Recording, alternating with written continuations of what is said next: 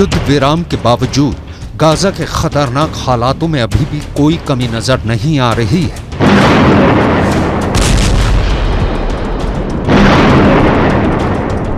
सबसे पहली बात तो ये कि इजराइल ने साफ कर दिया है कि युद्ध विराम का मतलब ये बिल्कुल भी नहीं है कि इजराइल की सेना गाजा पट्टी से पीछे हट रही है, बल्कि युद्ध विराम के समय का इस्तेमाल इजराइल की सेना गाजा पट्टी के अंदर अपनी जड़ों को और गहरा करने में कर रही है।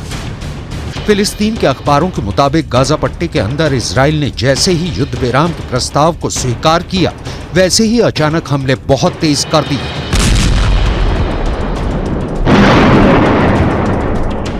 फिलिस्तीन के अखबारों का दावा है कि इजराइल ने 4 दिन के युद्ध विराम की पूरी कसर एक दिन में निकाल दी। युद्ध विराम के ठीक पहले सबसे बड़ा हमला रफा इलाके में हुआ है। रफा इलाका गाजा पट्टी के दक्षिणी हिस्से में है।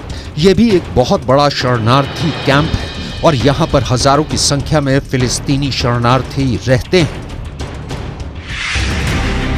दक्षिणी गाजा के इस रफा इलाके में उत्तर गाजा से लाखों की संख्या में फिलिस्तीनी भाग कर आ गए हैं। ऐसी स्थिति में रफा का जनसंख्या घनत्व बहुत ज्यादा बढ़ चुका है और इतने खतरनाक हालातों में इजराइल के लड़ाकू विमान यहाँ पर बहुत तगड़ी एयर स्ट्राइक कर चुके हैं।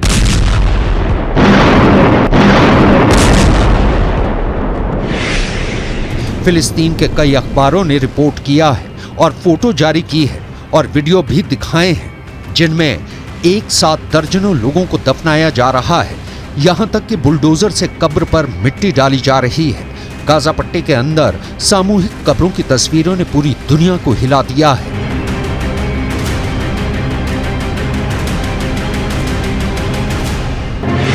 फिलिस्तीन के कुद्स न्यूज नेटवर्क ने कुछ ऐसे वीडियो पोस्ट किए हैं जो बहुत ज्यादा दिल दहला देने वाले हैं।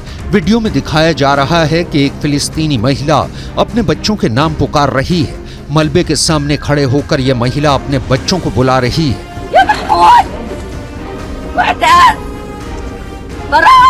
वो इस उम्मीद में है कि शायद उसका बच्चा जीवित हो और वो मलबे से आवाज दे ताकि किसी तरह से बच्चों को निकालने की कोशिश की जाए, लेकिन कोई उत्तर नहीं आता है तो महिला रोने लगती है और पूरे इलाके में एक भीड़ लग जाती है।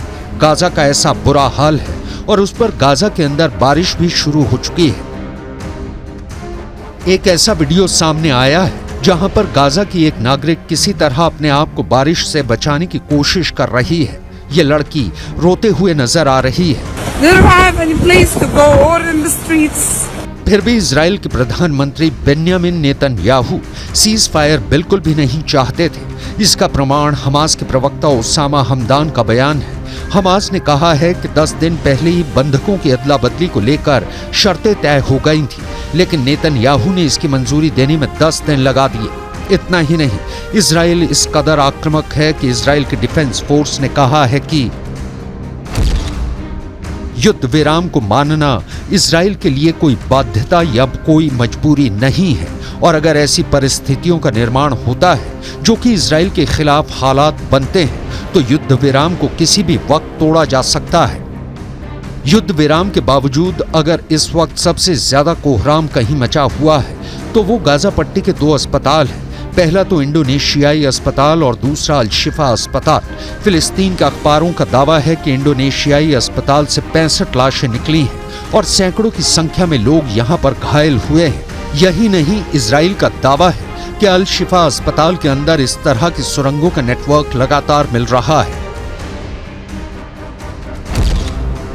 इन्हीं सुरंगों को सबूत मानकर इजराइल डिफेंस फोर्स ने अल शिफा अस्पताल के निदेशक को गिरफ्तार कर लिया है। अल शिफा के निदेशक से लगातार पूछताछ की जा रही है।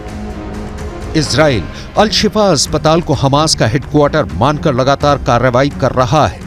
प्रोपेगेंडा करने में माहिर इजराइल डिफेंस फोर्स ने अल शिफा अस्पताल के अंदर मिली एक सुरंग को बार बार अलग अलग सैनिकों के माध्यम से वीडियो रिकॉर्डिंग पर लाया है और इन रिकॉर्डिंग्स को लगातार दुनिया के सामने रख रहे हैं। इजराइल डिफेंस फोर्स की एक महिला कमांडर माशा खुद अल शिफा अस्पताल की सुरंग के अंदर गईं और माशा ने वहां पर बिल्कुल अंधेरी और डरावनी सुरंग के बारे में दुनिया को बताया। माशा ने सुरंग से गुजरते हुए ऐसे कमरे दिखाए जहां पर एसी लगे हुए थे, जहां पर कई कमरे बने हुए थे और वॉशरूम भी था।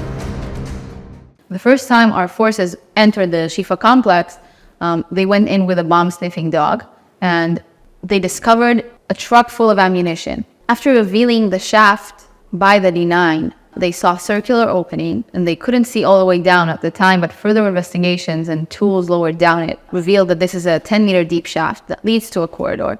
At the end of that corridor, there's a blast-proof door with a shooting hole at the top of it. And our forces, after making sure that all defense mechanisms are dismantled, have opened that door that leads to another door that goes deeper into the complex. The understanding that this tunnel goes under the hospital. अल-शिफा अस्पताल को Hamas का headquarter साबित करने के लिए Israel defence force के सबसे बड़े प्रवक्ता डेनियल हगारी खुद अल-शिफा अस्पताल के इलाके में पहुंचे और वो यहां अस्पताल के पास एक आवासीय इलाके में गए, जहां एक फ्लैट में जाकर उन्होंने बताया कि किस तरह से फ्लैट के अंदर से ऐसी सुरंगें पाई गई हैं जो कि अस्पताल में जाकर मिलती हैं। Going down into the tunnel that we saw outside the Shifa hospital. And this direction also brings us to areas which is different from the Shifa hospital, meaning one direction goes to the Shifa hospital, other directions go to different places, different location where the terrorists can move using the safe haven, the human shield of the hospital. Israel की तरफ से दावा किया गया है कि उसकी force के अल-शिफा पहुंचने से पहले सुरंगों को छिपाने के प्रयास किए गए। इन सुरंगों पर मिट्टी डालकर सुरंग को ढकने की कोशिश की गई। इजराइल की आर्मी ने एक मस्जिद का वीडियो भी जारी किया है और इस मस्जिद के अंदर वीडियो को देखें तो मस्जिद के मेन गेट से अंदर घुसते ही एक बड़ा हॉल मिलता है जहां पर की नमाज पढ़ी जाती है, लेकिन यहीं से एक बेसमेंट की तरफ अंदर काफी गहराई में पूरा स्ट्रक्चर नजर आता है जो कि मस्जिद के बेसमेंट जैसा है। बेसमेंट के अंदर भी एक और सुरंग नजर आती है। बेसमेंट में एक कमरे में व्हाइट बोर्ड नजर आता है जिसे इजराइल ने हमास की रॉकेट लैब बताया है।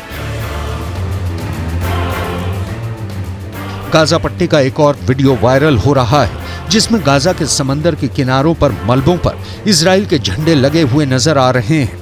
इजराइल ने बहुत ही रणनीति से अब इस बात का प्रचार करना शुरू किया है कि लेबनान बॉर्डर पर हिजबुल्लाह बहुत तेज हमले कर रहा है। बीते 24 घंटे के अंदर लेबनान के बॉर्डर से इजराइल पर 50 से ज्यादा रॉकेट, गाइडेड मिसाइल्स और ड्रोन्स के हमले हुए हैं। यानी अगर देखा जाए तो युद्ध विराम कागजों में भले दर्ज हो गया है, लेकिन इजराइल 4-5 दिन के युद्ध विराम की पूरी भरपाई पहले ही करने की कोशिश कर रहा है और दावा किया जा रहा है कि युद्ध विराम के बाद तो हालात और ज्यादा बिगड़ सकते हैं। यानी जब युद्ध विराम खत्म हो जाएगा तो उसके बाद इजराइल डिफेंस फोर्स लगातार हमास के आतंकवादियों के नए अड्डे पर हमले कर सकती है।